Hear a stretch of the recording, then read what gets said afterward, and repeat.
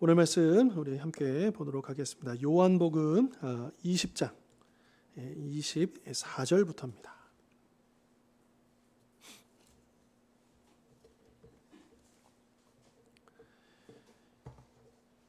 요한복음 20장 24절부터 29절까지 말씀.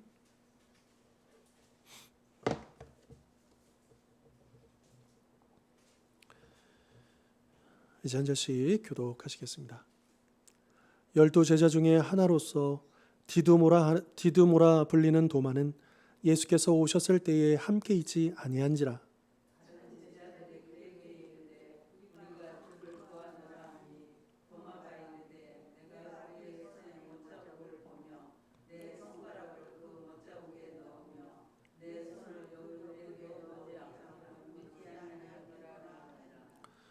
여드레를 지나서 제자들이 다시 집 안에 있을 때에 도마도 함께 있고 문들이 닫혔는데 예수께서 오사 가운데 서서 이르시되 너희에게 평강이 있을지어다 하시고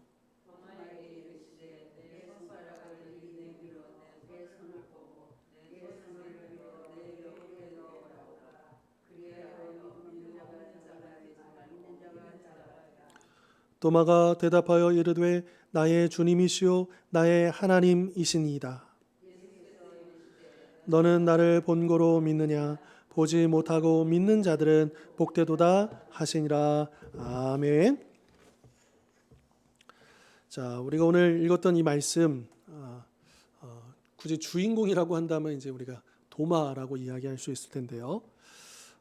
사실 우리가 그 12 제자들 가운데 보면 이제 그 12 제자들 이름을 부를 때 보통 뭐 사도 베드로, 사도 야고보 뭐 이렇게 사도를 이렇게 넣거나 또 그냥 뭐 그의 이름을 부를 수도 있습니다. 그런데 유독 이 도마는 그냥 도마라고 안 부릅니다.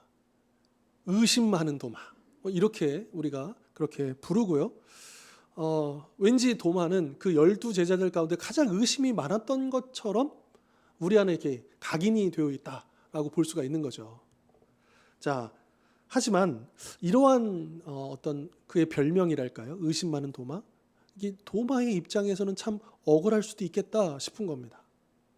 우리가 오늘 말씀을 통해서도 확인하겠지만 그럼 과연 정말로 도마가 다른 제자들에 비해서 더 믿음이 부족하고 의심이 많았는가라고 하는 것을 우리 한번 물어볼 필요가 있다라고 하는 거죠.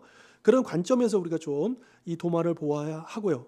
그리고 많은 성경학자들은 이 도마를요, 오히려 그러니까 이 의심이라고 하는 것을 역으로 봅니다. 더 믿으려고 했던, 그 믿음을 가지려고 했던 도마로 보는 거죠. 그런 측면에서도 우리가 볼 수 있겠다 싶은 것입니다. 그리고 또한 이 도마는 또 오늘날 우리에게 있어서 예수님을 믿으려고 하는데 잘 안 믿어지고 또 신앙생활 하는데 이 믿음이 흔들릴 때마다 이 도마를 통해서 이 사건을 통해서 우리에게 또 주시는 메시지가 있다라고 하는 것이죠. 자, 이 도마에 대해서 사실은 복음서에 이 도마가 많이 등장한 건 아닙니다. 그런데 요한복음을 기준으로 보면 요한복음에 3번 등장하는데요. 그가 이 오늘 읽었던 여기는 이제 3번째 등장하는 겁니다. 그러면 앞에 첫 번째, 두 번째는 어떤 장면에서 그가 등장하는가 보면 이 도마가 어떤 사람이었는지를 우리가 조금 짐작해 볼 수 있지 않겠습니까?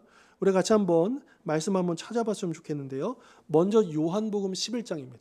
요한복음 11장 같이 한번 찾아보겠습니다.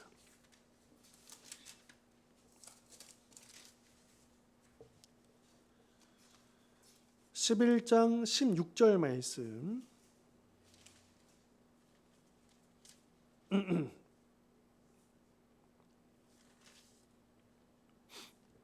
16장 말씀 보시면 여기도 이제 디두모라는 그의 이제 이름을 얘기하면서 디두모라고도 하는 도마가 다른 제자들에게 말하되 우리도 주와 함께 죽으러 가자 이렇게 말하고 있습니다. 그러니까 지금 이 상황을 보면 이 도마가 우리는 그냥 의심 많은 도마라고만 생각을 했지만 그러나 여기에 보면 주와 함께 죽으러 가자. 어떤 느낌이십니까? 이 도마가 평상시에 주님을 따르는 데 있어서 다른 제자들에게 우리가 주와 함께 죽으러 가자. 그러니까 지금 이렇게 과시하는 내용은 아니에요. 그러니까 이게 도마가 지금 이게 되게 진지하게 얘기하는 거거든요. 그러니까 그만큼 어때요? 그러니까 사실은 우리가 내가 주를 위해서 충성하고 헌신하고 아니 주를 위해서 내가 죽겠나 이 말이 쉽게 나올 수 있을까요? 결코 그렇지 않다라고 하는 거죠. 그러니까 이 도마는요 굉장히 충성스러운 사람이었다. 용감한 사람이었다는 걸 알 수 있는 거예요. 그러니까 그에 대해서 자세하게 보도하고 있지 않지만 그 말 한마디가 많은 걸 암축해주고 있는 거죠. 얘기해주고 있는 거죠. 그러니까 이 도마가 굉장히 그렇게 충성스러운 그런 사람이었다. 물론 이 도마는요 예수님의 말씀 좀 오해를 했어요. 좀 성급했어요. 그래서 그는 이제 예수님 말씀에 의하면 이제 우리가 죽으러 가는 거구나. 예수님 지금 그렇게 생각하고 그렇다면 때가 왔다. 이제 우리도 주와 함께 죽으러 가자. 이렇게 얘기하는 장면이거든요. 그러니까 상황 판단은 조금 못 미쳤지만 그러나 그의 진심은 느껴지죠. 그가 얼마나 주님을 충성스럽게 따랐는가 말해주고 있다라고 하는 거죠. 자, 그러면 두 번째는 어디에 나오느냐? 14장에 나옵니다. 14장 5절입니다. 14장 5절.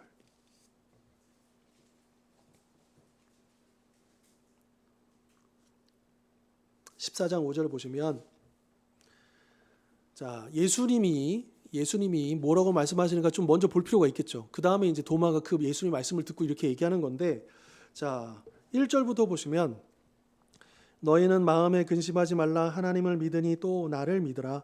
내 아버지 집에 거할 곳이 많도다. 그렇지 않으면 너희에게 일렀으리라. 내가 너희를 위하여 거처를 예비하러 가노니 가서 너희를 위하여 거처를 예비하면 내가 다시 와서 너희를 내게로 영접하여 나 있는 곳에 너희도 있게 하리라. 내가 어디로 가든지 그 길을 너희가 아느니라. 이렇게 말씀하시니까 5절에서 도마가 이르되 주여 주께서 어디로 가시는지 우리가 알지 못하거늘 그 길을 어찌 알겠사옵나이까. 자, 여기서 우리가 발견할 수 있는 이 도마의 모습은 뭐냐면 굉장히 정직함이라고 하는 거예요. 그러니까 그는 정말로 그 길을 알고 싶은 사람인 거예요. 그러니까 지금 자기는 지금 주님이 이 말씀을 다 이해를 못 하고 있어요. 지금 이 요한복음 13장부터 17장까지는 어떤 이제 시간에 기록된 거냐면 예수님이 십자가에 달려 돌아가시기 직전에 제자들에게 마지막으로 하셨던 말씀이 모아져 있는 내용이에요. 그러니까 유언과 같은 말씀이죠. 그러니까 예수님께서 십자가를 지시기 전에 제자들에게 이제 당신이 십자가를 지시고 돌아가시는 것이 그냥 단지 죽는 이야기가 아니고 우리 구원받을 자들을 위한 처소를 예배하러 가는 거고 내가 그 길을 가는 거다. 그리고 내가 가는 그 길이 길이요 진리요 생명의 길이다. 이제 이 말씀을 하시는데 이 도마는 나름대로 그 말씀을 믿어요. 근데 잘 이해가 안 되는 거예요. 그리고 그 길을 너무 알고 싶은 거예요. 그래서 5절 다시 한번 보시면 주여 주께서 어디로 가시는지 우리가 알지 못하거늘 그 길을 어찌 알겠사옵나이까. 알게 말씀해 주십시오. 그렇게 말씀해 주시면 우리가 그 길을 따르겠습니다. 따라가겠습니다. 그렇게 말하고 있는 장면이다라고 하는 겁니다. 그러니까 그가 얼마나 그러니까 그의 수준도요. 다른 제자들하고 대동소이했어요. 하지만 이 말 속에서 그가 얼마나 진지하게 예수님께서 가시는 그 길, 예수님의 앞으로의 그 계획들을 따르려고 노력했는가? 라고 하는 것을 우리는 알 수 있다라고 하는 거죠. 자, 그리고 이제 오늘 20장, 오늘 본문에서 드디어 세 번째로 도마가 등장을 합니다.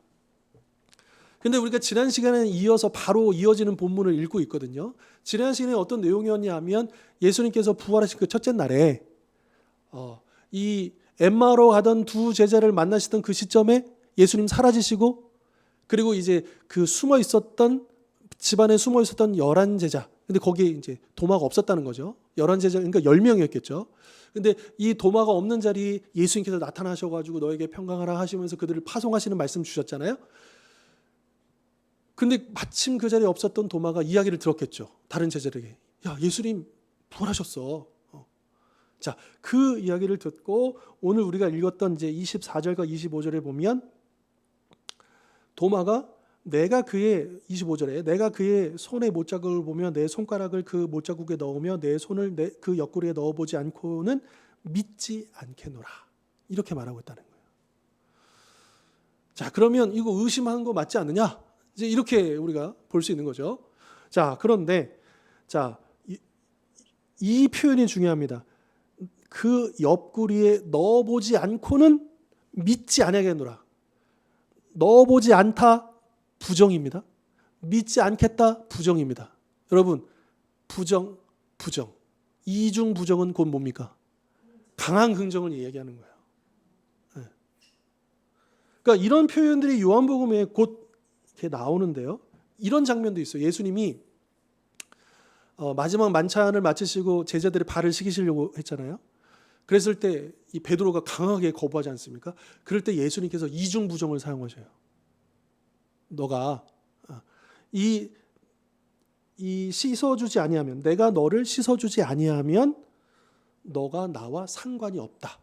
씻어주지 아니하면 부정, 상관이 없다 부정.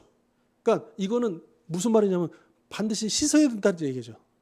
그런 것처럼 이 도마가 말했던 이 어떤 이제 이것은 이 요한복음의 저자가 이 도마의 말을 기억하고 여기다 기록한 거잖아요. 근데 여기에는 물론 녹음기처럼 그대로 따옴표 해가지고 이렇게 기록할 수도 있지만, 그러나 사람의 기억이라고 하는 것은 진실을 전하되 어떤 이제 그 문장 자체는 조금 다르게 표현할 수도 있는 거잖아요. 그 사람의 진실을 전할 때요. 그런 측면에서 본다면 여기서 이 요한복음의 저자는 이 도마를 그렇게 부정적으로 표현하고 있는 게 아니다. 그러니까 의심하고 있는 것만 얘기하는 게 아니다. 물론 의심을 안 했다는 건 아니에요. 그런데 그가 했던 의심은요, 유독 다른 제자들에 비해서 더 큰 의심은 아니었어요. 왜요? 여러분, 여인이 막달라 마리아가 최초로 부활하신 예수님을 만난 다음에 제자들이 와가지고 얘기했잖아요. 예수님 부활하셨다고. 그랬을 때 다른 제자들이 어땠습니까? 믿었습니까? 안 믿었어요. 그러니까 이 도마도 마찬가지라는 거예요. 다른 동료 제자들이 예수님 부활하셨다는 얘기를 듣고 그도 그 앞전에 이 제자들이 그 여인의 이야기를 듣고 의심했던 그 정도의 수준에서 도마도 그런 비슷한 의심을 했다라는 거예요. 그러니까 유독 도마만, 그러니까 다른 제자들은 잘 믿고 의심하지 않았는데 도마만 의심했다, 이렇게 볼 필요는 없다라고 하는 거죠. 그건 좀 지나친 우리의 선입관이 들어간, 그러니까 도마를 우리가 약간 선입관을 가지고 보고 있다라고 하는 것을 우리가 알 필요가 있다라고 하는 것이죠. 그래서 어떤 성경학자는요, 이 도마의 의심을 이렇게 설명합니다. 예수님은 사람들이 표적과 기사를 구하는 것을 책망하셨습니다. 하지만 도마는 단순히 기적을 구한 것이 아니라 강력한 증거를 요구한 것이죠. 아마도 그는 다른 제자들이 육체로 부활하신 예수님이 아니라 영을 보았을 것이라고 생각했던 것 같습니다. 자, 보십시오. 지금 이 도마가요, 왜 내 두 눈으로, 내 손으로 보고 만져보지 않고서는 믿지 않겠다라고 했냐면, 이 요한복음이 기록되었을 이 당시는요, 물론 이 사건은 예수님께서 십자가 돌아가실 때니까 이제 주후 30년 전후겠고요. 이 요한복음이 기록될 이 당시에는 이제 보통 전통적으로 우리가 90년대를 잡으니까 시간차가 좀 있잖아요. 근데 요 시간 사이에 이단들이 이제 시작이 됩니다. 근데 그 대표적인 이단들 중에 주장이 뭐냐면 가현설이라고 하는 거예요. 그러니까 예수님을 믿어요. 믿긴 믿는데 예수님은 하나님인데 어떻게 인간을 몸에 입고 오실 수가 있느냐. 그러니까 제자들이 예수님을 봤는데 그것은 인간처럼 보였을 뿐이지 가현이라는 거예요. 그러니까 가짜로 나타난 거지 진짜 몸을 입고 오신 게 아니다라고 하는 이단들이 그 당시 초대교회 성도들을 자꾸 흔들어 놨던 거거든요. 그런데 오히려 왜 이 요한복음이 여기서 이런 내용들을 더 이야기하고 있냐면 육체의 부활을 강력하게 주장하기 위해서라는 거예요. 즉 도마와 다른 제자들, 특별히 여기서 도마는요, 예수님의 육체의 부활을 기대했고 믿었는데 제자들은 그저 영을, 그러니까 다른 제자들이 영을 보았다라고만 했기 때문에 그래서 그 육체의 부활의 증거를 요구했다라고 본다는 거예요.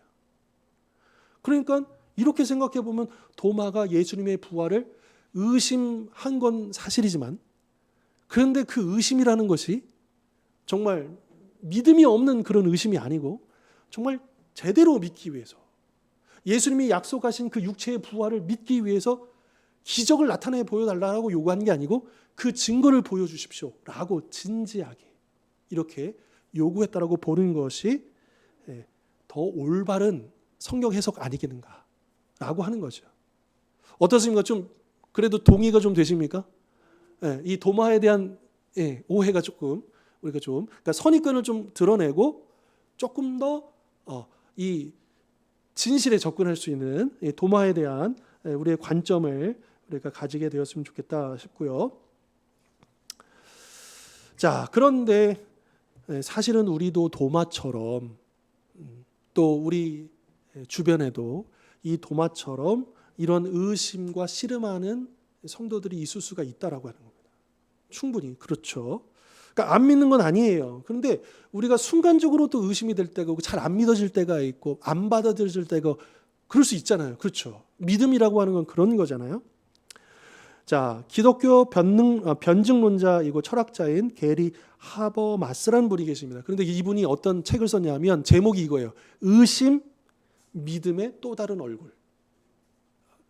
이 제목부터가 이 의심을 어떻게 바라보고 있는가를 얘기해 주는 거잖아요. 자, 이 책에서 세 가지의 의심을 얘기하는 세 종류의 의심이 있다라고 하는 거예요.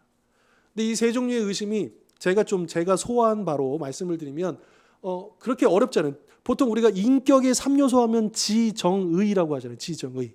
그리고 우리가 신앙생활할 때 있어서 의심의 종류도 이 지정의로 나타날 수 있다라는 거예요. 하나는 지적인 면이에요. 그러니까 이 성경을 정말 객관적으로 역사적으로 혹은 과학적으로 이게 잘 배우질 못하거나 오해를 해가지고 이제 의심하는 경우가 있을 수 있다는 거죠. 이런 경우에는 어떻습니까? 그것을 역사적으로 또 과학적으로 또 철학적으로 이렇게 잘 풀어내서 설명을 해주고 또 그것들을 이야기하다 보면 그 의심들이 잘 풀어질 수 있는. 그러니까 이게 합리적인 의심을 하는 사람들이 있을 수 있다는 거예요. 주변에 그런 사람들이 있어요.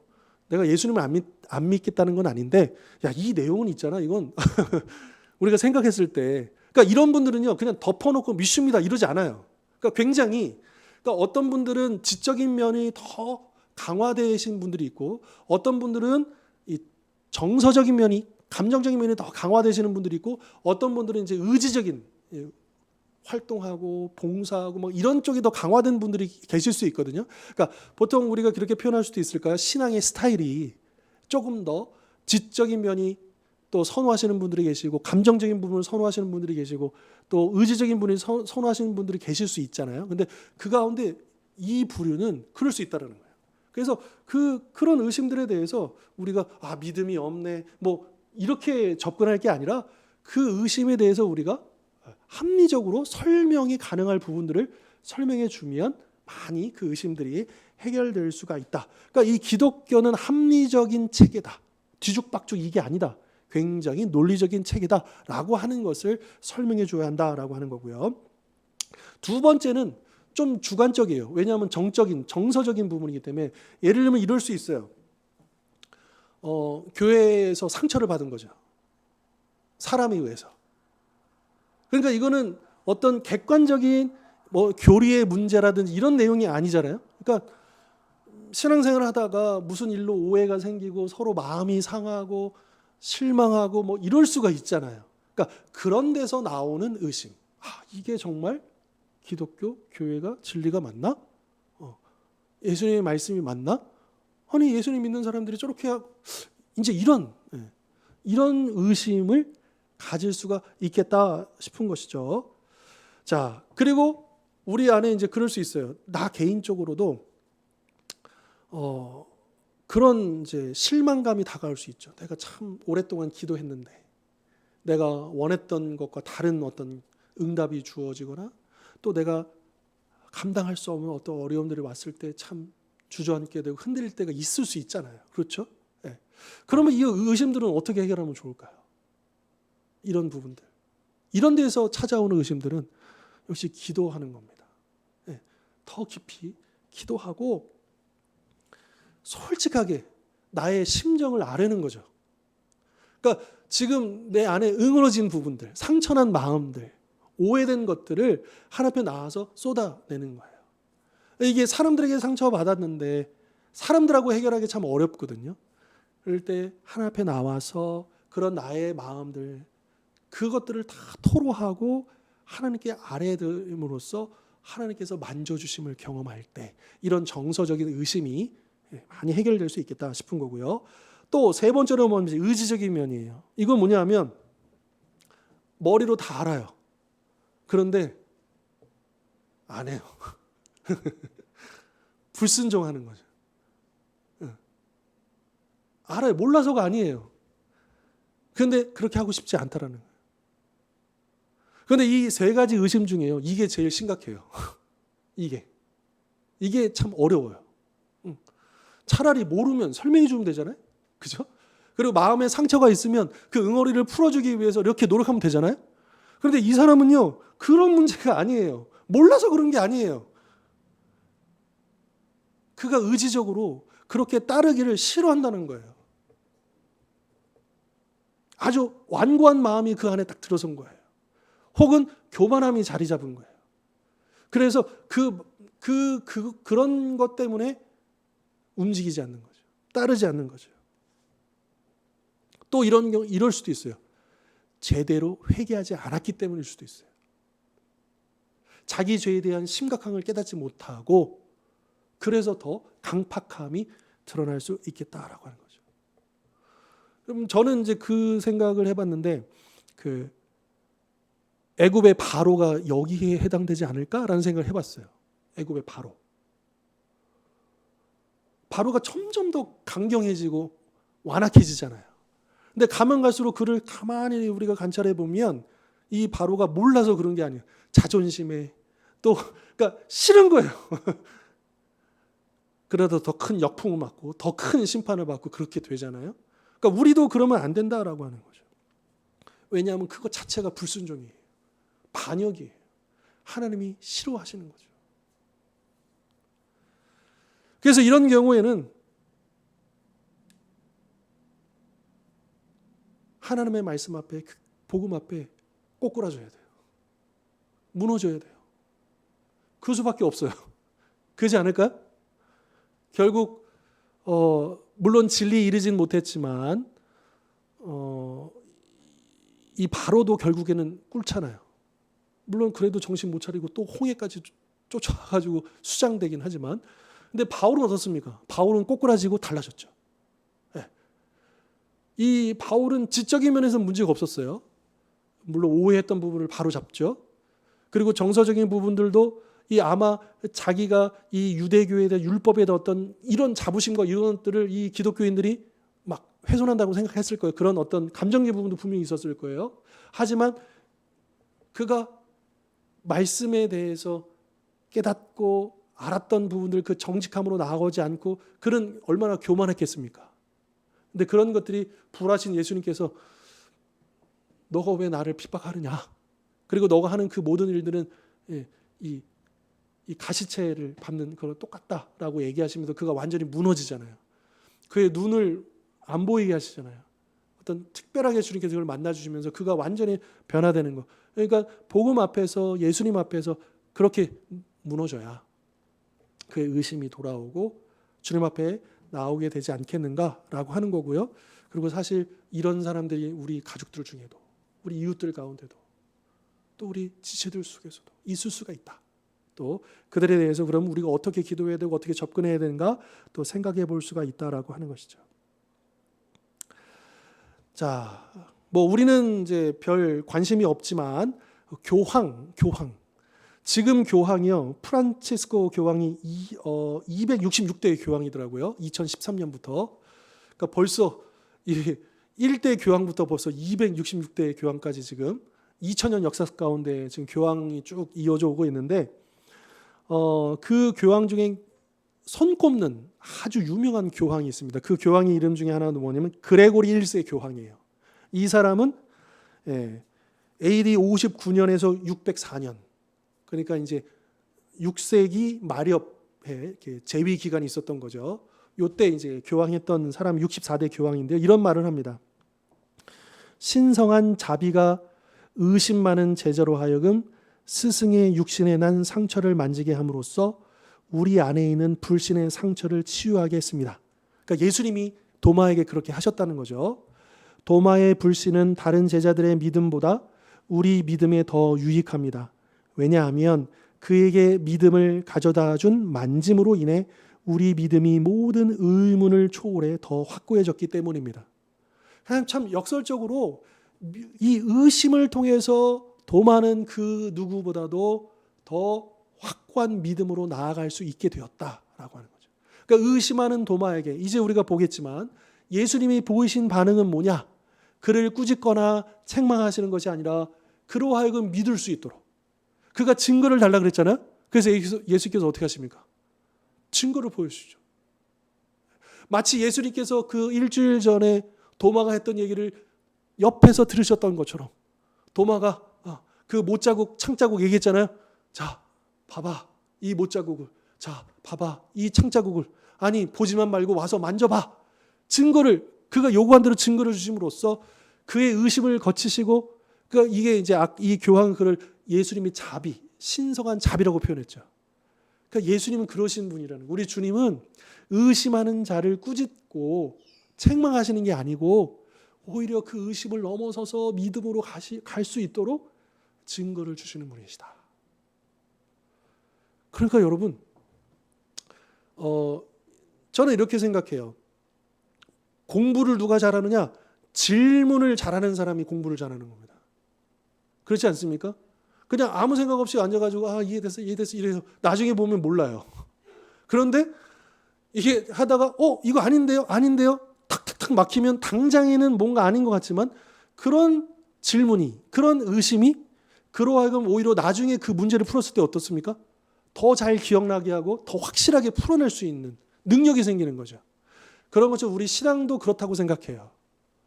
그냥 오늘 은혜로운 말씀 너무 좋아가지고 그냥 쑥쑥 풀리네. 이렇게 우리 신앙생활이 흘러가는 게 무조건 나쁘다는 건 아닙니다. 많은 경우 우리가 그렇게 흘러가요. 그러나 분명히 여러분 우리 자신을 보십시오. 우리가 그렇게 믿음이 좋은 사람들이 아닙니다. 그렇지 않습니까? 그렇다고 한다면 오히려 내가 어느 지점에서 이거 예수님 왜 이런 거예요? 주님, 그러니까 이렇게 질문을 던지고 의심을 할 수 있다는 것이 오히려 더 그 사람이 어떤 사람이냐, 더 진지하게 이 말씀을 보려고 하려고 하는 사람이라는 걸 얘기해 주는 거잖아요. 그렇지 않습니까? 그리고 그런 태도를 가진 사람들이 더 확실하게 그 말씀을 분명하게 믿고 넘어가게 돼 있다라고 하는 거죠. 그래서 그 방금 인용했던 그 책의 이름이 의심, 믿음의 또 다른 얼굴. 그러니까 참 역설적이게도 아이러니하게 이 믿음은 의심이라고 하는 파트너가 있는 거죠. 그래서 이 믿음이 그냥 홀로 가는 것이 아니라 의심이라는 파트너와 함께 그 믿음이 서로 나아가게 하는. 물론 이런 게 또 어떨지 모르지만 그 정반합이라고 하는 논리가 있잖아요. 어떤 한 주장이 있으면 거기에 반대되는 어떤 주장이 나오고 결국에는 하나의 어떤 결론으로 나아가고, 물론 기독교의 진리가 우리 인간의 막 머리로서 막 해가지고 진리 이르는 건 아니죠. 이미 우리에게 진리가 주어졌고, 다만 그 진리가 우리 안에서 소화되는 과정 속에서 우리의 경험과 부딪히기도 하고 또 우리 어떤 상처와 부딪히기도 하고 자꾸 막 이렇게 하면서 의심도 생기고 또 주저함도 생기고, 하지만 결국에는 그것을 뚫고 더 강한 믿음으로 성숙해 가는 거잖아요. 그러니까 그런 믿음의 성숙함, 성장함의 경험이 우리에게 필요하다라고 하는 것이죠. 물론 아무런 의심 없이 그냥 다 믿어졌다. 이것도 은혜입니다. 이것도 은혜예요. 그런데 많은 경우 이렇게 쭉 목회적으로 관찰해 보면 초신자일 경우, 그럴 때 꿈만 같아. 다 좋아. 너무 좋고 행복하고 막 좋아. 그런데 이제 그 어떤 믿음의 수준이라고 하기는 좀 그렇고, 이 성숙함이라고 하는 것이 이제 그 일정한 하면 뭔가 걸리는 게 생겨요. 근데 그 지점을 넘어가는 게 뭐겠느냐라고 하는 거예요. 우리 성도님들도 한번 생각해 보십시오. 우리 자신을. 이 수십 년 동안의 나의 신앙생활의 단계들을 생각해 봤을 때 그냥 쭉 이렇게 올라온 건 아닐 거라는 거죠. 분명히 어떤 그런 지점들 속에서 그 의심들이 해결되거나 그 고난을 돌파하거나 이러면서 올라오지 않았습니까? 그러니까 단계적으로, 점진적으로 우리 믿음이 자라가고 성장해 갔다. 그 가운데 하나님이 우리에게 이 의심이라는 것도 사용하신다라고 하는 것을 우리가 알 필요가 있다라고 하는 거죠. 자, 예수님이 이 도마에게 어떻게 말씀하셨느냐? 26절, 27절입니다. 여드레를 지나서, 이 말은 뭐냐 하면 첫 번째 제자들이 나타나실 때는 부활하신 날이잖아요. 이때가 안식 후 첫날이죠. 여드레라는 건 뭐냐면 그 다음 부활하신 날, 안식 후 첫날이라는 거죠. 그러니까 일주일 후에 나타나신 거예요. 제자들이 다시 집안에 있을 때 도마도 함께 있고 문들이 닫혔는데 예수께서 오사 가운데 서서 이르시되 너에게 평강이 있을지어다. 여러분 데자뷰라는 말 들어보셨죠? 이거 앞선 본문하고 데자뷰 같아요. 지금 도마가 앞에서는 없었고 도마가 있는 것만 빼고 다 똑같아요. 집안에 숨어 있는데 예수님께서 그 문들을 통과해서 딱 나타나시고 심지어 첫 마디도 똑같아요. 너에게 평강이 있을지어다. 샬롬이라는 말씀까지 똑같이 데자뷰. 누굴 위해서 그렇게 하셨을까요? 도마를 위해서라고 저는 확신해요. 우리 주님이 그런 분이죠. 27절 도마에게 뭐라고 말씀하시느냐? 내 손가락을 이리 내밀어 내 손을 보고 내 손을 내밀어 내 옆구리에 넣어보라. 그리하여 믿음 없는 자가 되지 말고 믿는 자가 되라.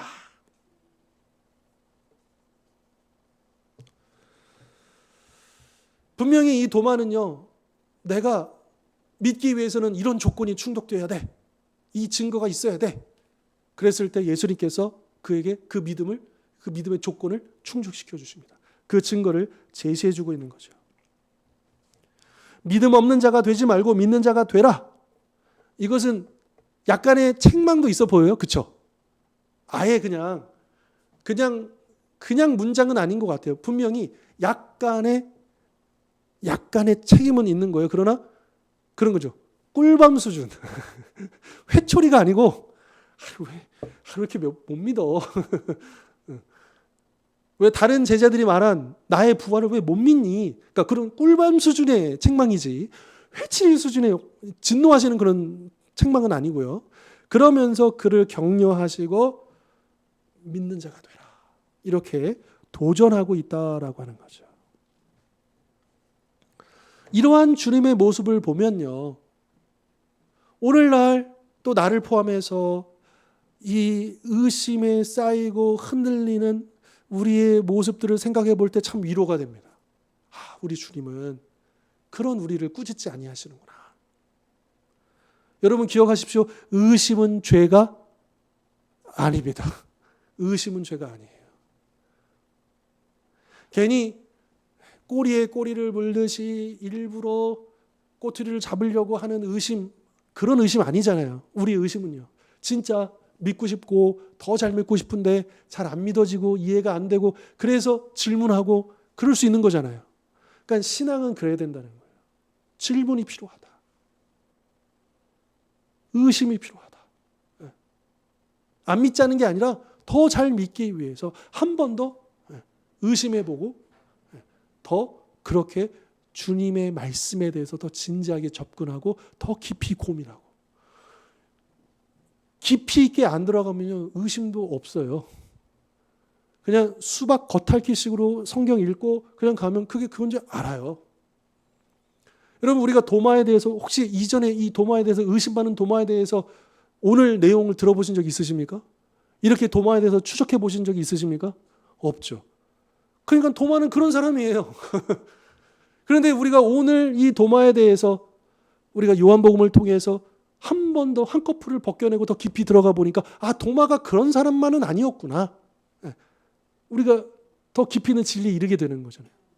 그런 것처럼 참 하나님의 말씀은 우리가 다 각자가 경험해 보신 것이 풍성하시겠지만 여러분 우리가 같은 말씀인데도 그 말씀을 볼 때마다 더 새롭게 다가오고 그전에는 깨닫지 못했던 것들이 더 다가오고 그렇게 되는 것 아니겠습니까? 저는 특별히 개인적으로 예전에도 한번 그런 언급을 한 적이 있는데요. 저의 어떤 신앙적인 또 인간의 인생으로서의 어떤 연륜 이런 것들이 더 깊어져야 내가 이런 시편이나 욥기나 이런 부분을 더 풍성하게 더 깊이 있게 깨닫지 않을까라는 생각이 들었어요. 시편 말씀이 참 어렵더라고요. 생각보다. 그냥 아유 아름다운 찬양의 가사, 그냥 풍성한 이렇게만 접근하면 뭐 크게 어려울 건 없죠. 문학적으로 해석하고 또 거기에 있는 여러 가지 단어들을 가지고 이렇게 해석하면 문제가 없는데 이제 그것이 탁 와닿아야 되는 거죠. 뭐가 어떤 막 냉철한 설명이 아니고 그냥 그게 공감이 감정이입이 되는 어떤 그런 때. 그래서 저는 더 기대하는 바가 제 인생의 시간이 더 흐르고 제가 더 인격적으로 성숙해져 갈 때에 저는 더 시편 말씀을 더 후반부에 더 말씀을 좀 강의하고 싶다라는 생각이 있어서 좀 시편을 좀 뒤로 미루고 있어요. 그 말씀을 더 깊이 보기 위해서 기다리고 있죠.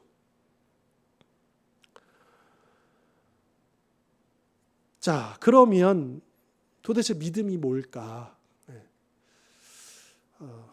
이 영국의 이제 복음주의자 아주 대단한 이제 우리의 본이 되었던 존 스토트 목사님 돌아가셨죠. 이렇게 얘기합니다. 믿음은 합리적인 신뢰입니다. 하나님의 신실하심에 대해 깊이 생각하고 확신하는 신뢰입니다.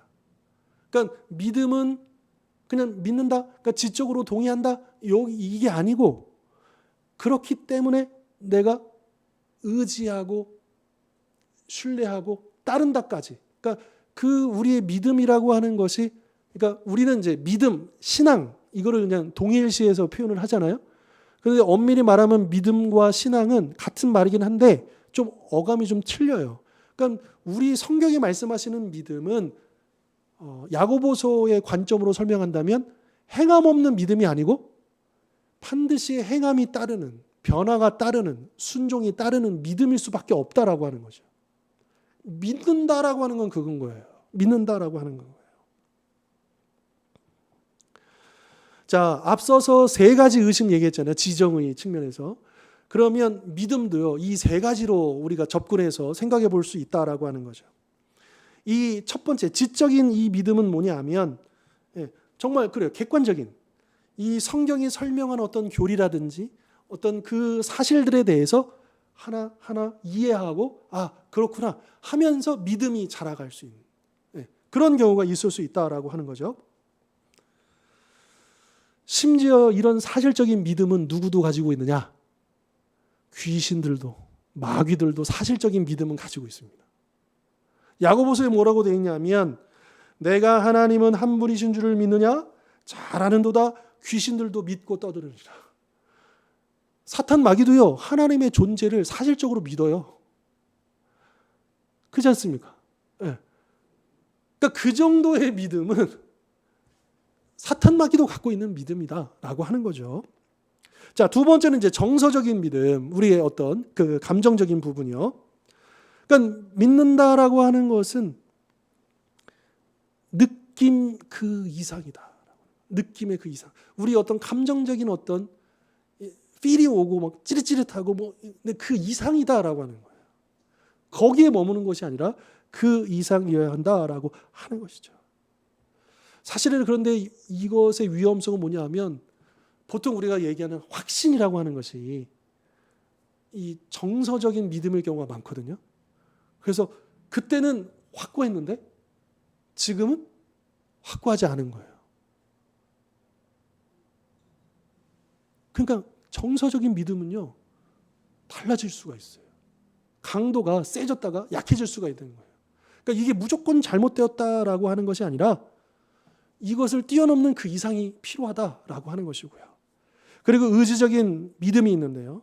그래도 뭐냐 하면 이 사실적인 믿음과 정서적인 믿음의 기반 속에서 이제 결단하는 거예요. 내가 예수님, 그러니까 보통 여러분 그렇지 않습니까?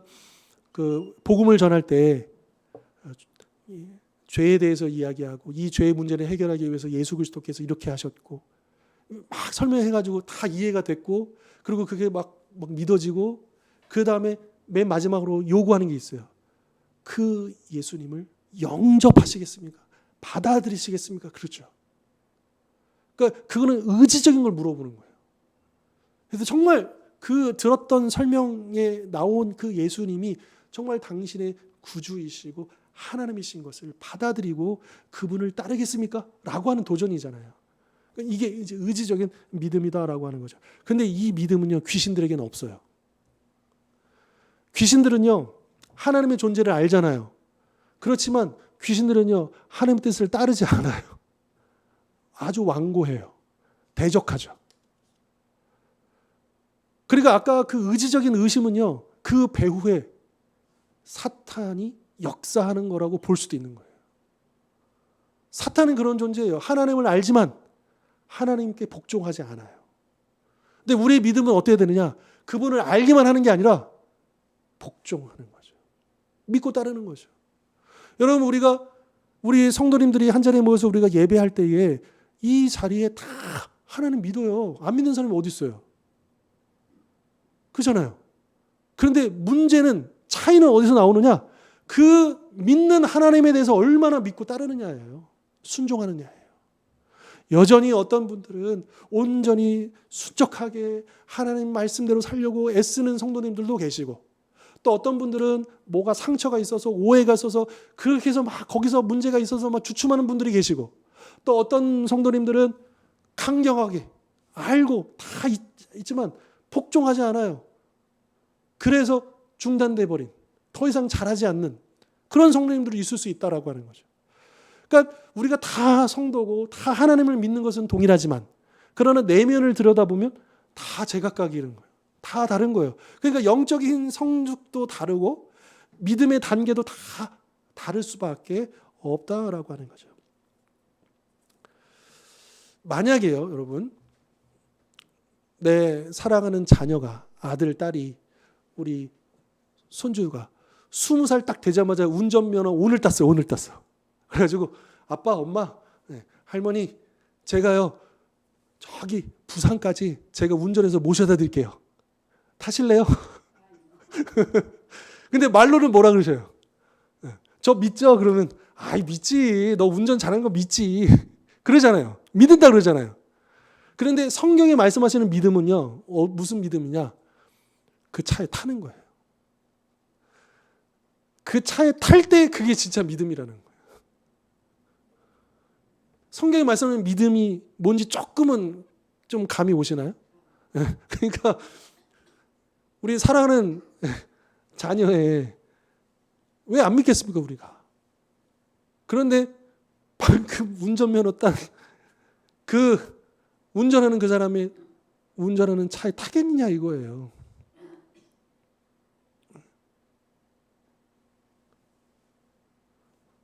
제가 2003년이죠. 2003년. 제가 2002년 이제 코스모스 졸업하고 이제 신대원에 들어가기로 하고, 이 첫 번째 조건이 뭐였냐면, 지금도 가끔씩 그런 거 있는데, 그 당시에는 무조건 사역자를 청빈 광고에 보면 무조건 조건이 뭐냐? 1종 면허. 교회 봉고차 운전해야 되기 때문에 1종 면허. 지금은 그런 게 많이 없어졌는데 그 당시에는 그랬어요. 그래가지고 저는 그때까지 운전면허가 없었거든요.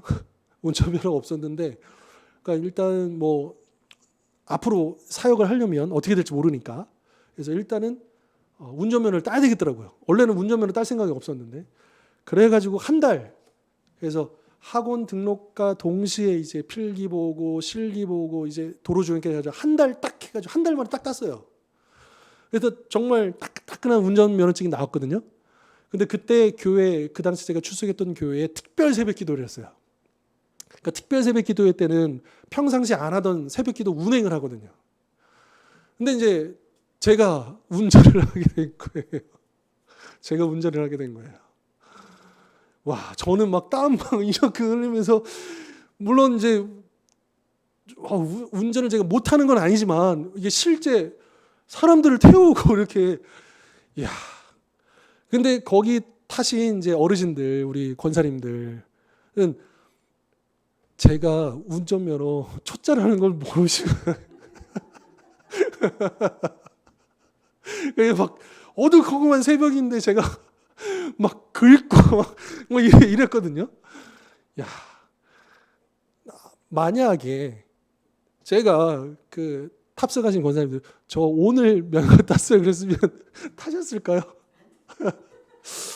설령 타셨더라도 조마조마해가지고 막, 그분들은 모르셔요. 그냥 편하게 앉아 계시는데 그냥 저 혼자 막 더 막 운전 잘해야 되는데 사고 안 나야 되는데 막 이러면서 운전했던 기억이 나요. 예. 근데 믿음은 그래도 탈 수 있는. 물론 성경에 말씀하시는 믿음은 우리 예수님이 초짜 운전면허 따신 분이 아니죠. 가장 확실하고 가장 안전한. 그러니까 제가 대학생 때에도 그 믿음에 대해서 공부할 때 어떻게 배웠냐면 하나 그림이 있어요. 그림이 막 비행기인데 기름이 줄줄 새고 비행기 막 균일이 가 있는데 승무원들이 아주 스마일링 하면서 어서 오십시오 친절하게 하면서 이 비행기 어서 오십시오 하면 당신은 그걸 타겠느냐라는 질문이에요. 그 그림이. 그러니까 믿음은 그래서 타는 게 믿음이 아니라는 거예요. 믿을 만한 신뢰할 만한 것을 믿는 것이 참된 믿음이다. 근데 우리 주님은 이 세상에 그 누구보다도 확실한 가장 믿을 만한 분이시다. 그것이 우리 성경의 말씀이고 그래서 우리는 그 말씀에 따라서 믿는다라고 하는 것을 그렇게 이제 제가 20대 때 배웠었거든요. 그러니까 우리 믿음은 그래요. 그러니까 인간을 상대로 할 때의 이 믿음과는 좀 다른 거죠. 아무튼 성경적인 믿음은 이제 이런 이제 비유를 통해서 우리가 한번 좀 생각을 해봤고요. 자, 그러면 도마가 예수님께서 탁 나타나셔가지고 야, 만져봐. 증거를 봐봐. 그럼 도마가 거기에 대해서 어떻게 반응을 했겠는가? 28절입니다. 도마가 대답하여 이르되 나의 주님이시오 나의 하나님이십니다. 여러분 이거는요 대단한 고백이에요. 도마도 유대인이잖아요. 그죠? 유대인의 머릿속에 하나님은 볼 수도 없고 그잖아요. 하나님은 한 분이신데 아니 어떻게 이런 놀라운 고백을 할 수 있었을까? 유대인의 입장에서 이거는 신성모독이에요. 왜 유대인들이 예수님을 주기로 했습니까? 나와 아버지는 하나이니라. 아버지께서 일하시니 나도 일한다. 그러니까 그 유대인들이 들었을 때는 아니 지가 하나님이라고 이렇게 받아들였다는 거예요. 그래서 신성모독으로 막 주기로 했다는 거예요. 그런데 놀라운 고백을 그가 하고 있다는 거예요. 그 증거를 보자마자 그의 믿음이라고 하는 것이 이런 고백이 이를 만큼 도마의 믿음이 그러했다라고 하는 거죠. 그러면서 예수님께서 너는 나를 본고로 믿느냐 보지 못하고 믿는 자들은 복되도다라고 이렇게 말씀을 하셨다라고 하는 거죠.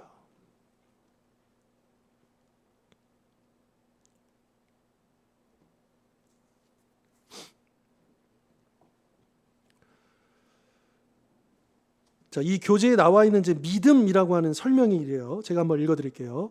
성경적인 믿음이란 구원을 위해 오직 예수 그리스도만을 믿고 신뢰하는 것입니다. 진정한 믿음은 역사적 사실들에 대한 단순한 지적 동의를 뛰어넘는 것으로 복음의 진리를 인정하고 고백함으로써 시작되며 그리스도를 자신의 주님과 구원자로 기쁨으로 영접하고 그리스도만을 의지하는 데까지 이어집니다. 그러니까 여기 지정의가 다 들어가 있죠. 성경적인 믿음은 그리스도의 역사적인 삶과 죽음과 부활에 근거하고 있으므로 맹신이 아닙니다. 참된 믿음이다라고 하는 것이고요. 그리고 구원은 하나의 사건이 아니다. 이벤트가 아니다. 이 구원은 이 믿음은 그러니까 예수님을 우리가 믿었다라고 하는 것은 그냥 과거의 어떤 하나의 사건으로 끝나는 것이 아니라 그것이 계속해서 예수님 안에서 그 믿음이 자라가는 역동적인 과정이다라고 하는 것이죠. 그러니까 이 믿음은 그래서 인내가 필요한 거예요. 인내가. 그러니까 이 믿음이 단번에 훅 이렇게 뛰지 않아요. 단계. 그렇게 가야 된다는 거예요. 뭐 가끔씩 보면 막 영재가 뭐 천재다 막 해가지고 막 월반하고 막 조기 졸업하고 막 계속 확 이렇게 뛰어넘잖아요. 근데 신앙적으로는 그런 게 없어요. 영적인 영재는 없어요. 영적인 천재는 없어요. 물론 믿는 데 있어서 어떤 사람은 그냥 엄마 뱃속에서부터 어느 순간부터 내가 언제 믿었지? 할 정도로 그렇게 해서 믿을 수도 있고 출발이요. 또 어떤 사람은 막 극적인 어떤 사건이 있어서 막 위에서 극적인 어떤 회에서 믿음이 출발할 수도 있어요. 그런데 어느 출발이든 그 믿음은 출발한 이후부터는 점진적으로. 그래서 믿음은 마술적인 게 아니고 인격적인 거예요.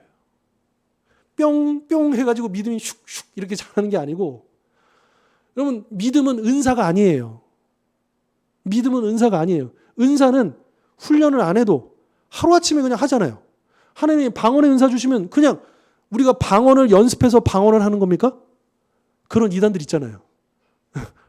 저 고등학교 때도, 제 고등학교 때 어떤 이단이 있었냐면, 지금도 있지만 성락교회 귀신론 김기동, 그 이단, 그 친아들, 그 김기동 씨 그 아들이 우리 고등학교 선배예요. 그리고 고등학교에 그 모임이 있었어요. 저는 그 모임인지 모르고 들어갔어요. 기도 모임에.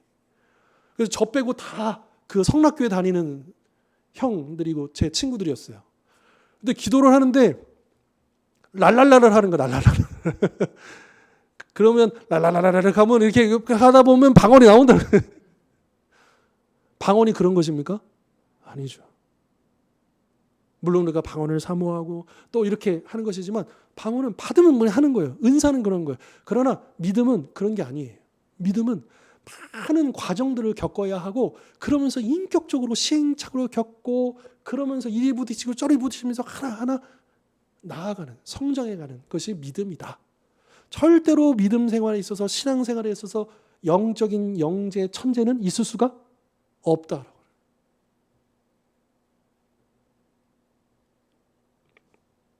그러니까 지금도 우리는 어때요? 계속해서 이 믿음이 어떻게 돼요? 자라가야죠. 어떻게 자라가요? 가만히 있으면 믿음이 자라갑니까? 믿음은 들으면서 나오는 것이고, 그리고 그 들은 말씀을 가지고 우리가 또 이 말씀대로 살려고 이 현실에 부딪히고, 또 그러면서 기도하면서 또 그런 과정들을 인내하고, 그렇게 해서 우리가 믿음이 자라는 거 아니겠습니까? 그런데 안타깝게도 어떤 성도들은 그 믿음이 저 옛날에 멎어져 있는 거예요. 멈춰져 있는 거예요. 여전히 그분이 고백하는 믿음의 고백이란 10년 전의 고백에 머물러 있는 거죠. 그분이 할 수 있는 간증이라고 하는 것이 10년 전의 일에 불과한 거죠. 오늘의 간증이 없어요. 업데이트되는 없는 거예요. 믿음이 성장하지 못하고 있다는 증거이죠.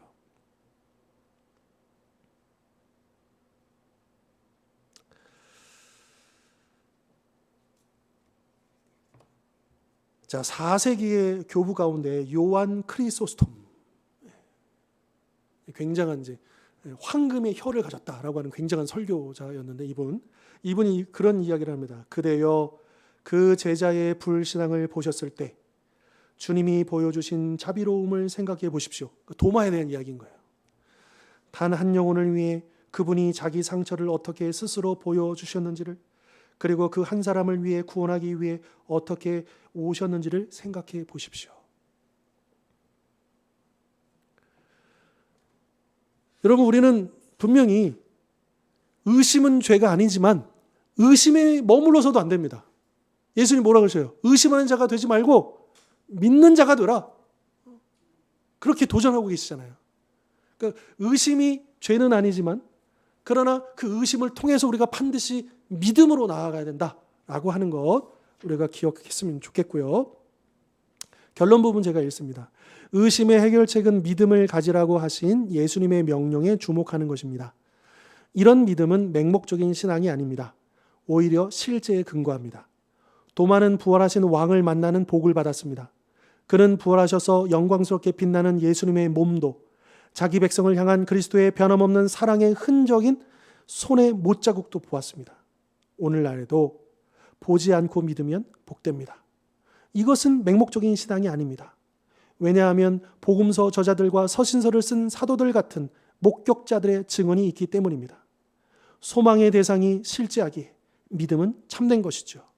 부활한 왕이신 예수 그리스도는 실제하십니다. 여러분, 우리가 그런 믿음을 가진 자이기에 이제 오늘 주신 이 말씀을 생각해 볼 때, 우리가 믿음에 여기에 만족하거나 여기에 머물지 말고 계속해서 그 믿음이 자라가실 수 있기를 바랍니다. 또한 동시에 이 도마를 보면서 도마처럼 그렇게 믿음이 지지부진하고 혹은 의심하는 그 지체들을 봤을 때 우리가 그들을 어떻게 대해야 되겠습니까? 인내함을 가지고 자비로운 마음을 가지고 그가 믿음에 이룰 수 있도록 우리가 어떻게 되겠습니까? 예수님처럼 그를 격려해주고 그를 기다려주고 그가 그 증거를 가지고 일어설 수 있도록 우리가 그렇게 중보해야 되지 않겠습니까? 그래서 우리 자신의 믿음이 자라갈 뿐만 아니라 아직 그 믿음이 자라고 있지 못한 그 지체들을 위해서 인내하며 그들을 위해서 섬기고 또 중보하는 우리 모든 성도님들 되실 수 있기를 주님의 이름으로 축원합니다. 기도하겠습니다. 하나님 아버지, 오늘 우리가 의심 많았던 것으로 보였던 도마에 대해서 배웠습니다. 사실 말씀을 다시 보니 도마는 그저 의심만 하는 사람이 아니었고 정말 믿으려고 했던 사람이었음을 알게 됐습니다. 그리고 우리 주님께서는 궁일하심, 자비하심을 베풀어 주셔서 그 의심하는, 증거를 요구하는 그 믿음을 꾸짖지 아니하시고 증거를 보여주시며 의심하는 자가 되지 말고 믿는 자가 되라고 도전하여 주십니다. 주님, 오늘 저희들 우리의 믿음이 날마다 자라가기를 원합니다. 이 믿음이 어찌 자라갈 수 있겠습니까? 참된 말씀 위에 이제 우리의 삶과 부딪혀지는 그 모든 사건들, 과정들 속에서 우리의 믿음이 인격적으로 날마다 자라가게 하여 주옵소서. 또한 우리 주변에 아직 그 믿음이 자라지 못하고 지지부진한 지체들을 보게 된다면 그들에 대한 인내심을 가지고 중보하고 그들이 믿음으로 일어설 수 있도록 도움을 주는, 또 섬겨주는 그런 역할도 저희들 감당케 하여 주시옵소서. 그래서 우리 주원교회가 믿음이 자라고 온 성도들이 믿음으로 충만해질 수 있도록 역사하여 주시옵소서. 예수 그리스도의 이름으로 기도하옵나이다. 아멘. 이제는 우리 주 예수 그리스도의 십자가의 은혜와 하나님 아버지의 영원하신 사랑과 보혜사 성령님의 하나 되게 하심의 역사가 이 시간 주신 말씀처럼 날마다 믿음이 자라가기를, 또 믿음이 연약한 지체들 위해 중보하고 그들을 돕기로 결단하는 우리 모든 하나님의 백성들 머리 위에 영원토록 함께 하옵시기를 간절히 축원하옵나이다. 아멘. 수고하셨습니다.